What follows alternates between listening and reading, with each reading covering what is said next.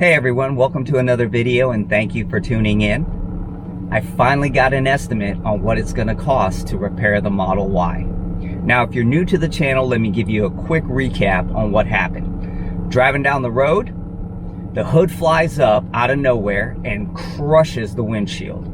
After it crushes the windshield, it slams back down and just warps the hood altogether. So it was a horrible sight. So it was a terrible incident. Nobody got hurt, but it was still a terrible thing to have happen. So, but the three questions that I get most from this incident is, one, do you have video? Well, I checked the hard drive and I don't have any video, unfortunately. The second thing is did I get any warnings at all from the car?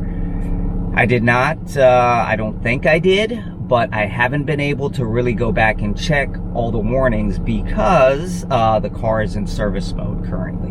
And the last thing is, the question that I get most is, is this a malfunction? Is this Tesla's fault? Well, if you didn't already know, I had put a Hancho power frunk opener on my car. So, and I'm not saying that it's Tesla's fault. I'm not saying that it's a power frunk issue or anything like that. I'm just saying that that's the reason that I can't blame Tesla, is because I went and modified the car.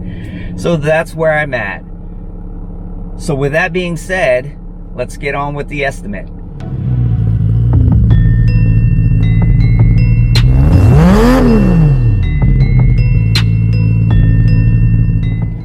Okay, so this is how much it's going to cost to repair the Model Y. Are you ready? Go ahead and put in the comments your best guess.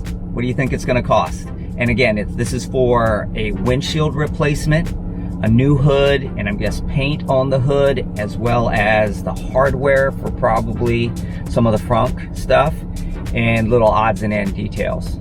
So, did you put your best guess in? All right. It's going to cost $3,471.82. Yep, $3,471.82 to repair the Model Y. That being said, I am just glad that repairs can start getting underway. The car's only been gone a few days, but I already want it back, so I missed the car. But, well.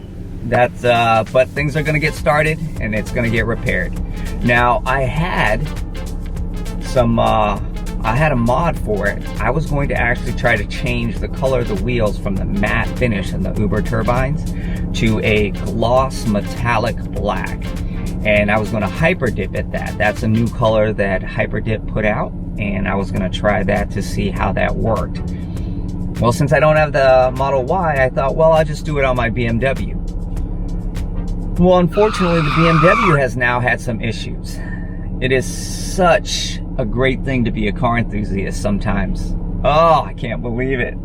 So, the BMW had a squeaking sound going on in the front part of the engine. It was almost like a squeak, high-pitched whistle. Best guess on what that is? Go ahead and put it in the comments. Those of you who are BMW fans probably know right away what it is. I originally thought it was going to be a belt, a serpentine belt, or possibly the compressor, AC compressor belt. Well, it didn't turn out to be any one of those. Instead, go ahead, guess. It has become a valve cover gasket issue. Yep. Now, normally you think gasket, no big deal, cheap part, and it normally is. But the way that BMW set it up is that you have to buy the entire valve cover with the gaskets already in it for the best results. And now I checked it out. Everybody says that that's probably the best and safest way to do it. Otherwise, if you're trying to replace gaskets individually, you're just gonna end up having more problems down the road sooner. So it's an expensive proposition, but that's a thing that I gotta take care of because it is affecting the internal pressures of the motor.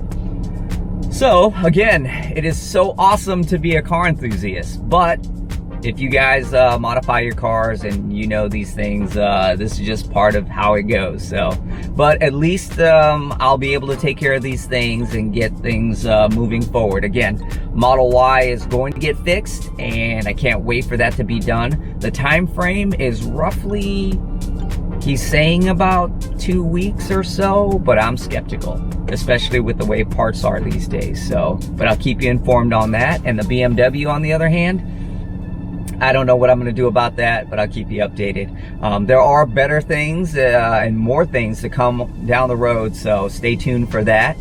But yeah, that's the latest update. And again, I just wanted to keep you guys informed of what's going on and how things are going. And again, any changes that pop up, I'll definitely let you know. With that being said, remember, go to your car meets, enjoy what you have, and have fun with your mods, guys. Thank you for watching, and we'll see you guys on the next one.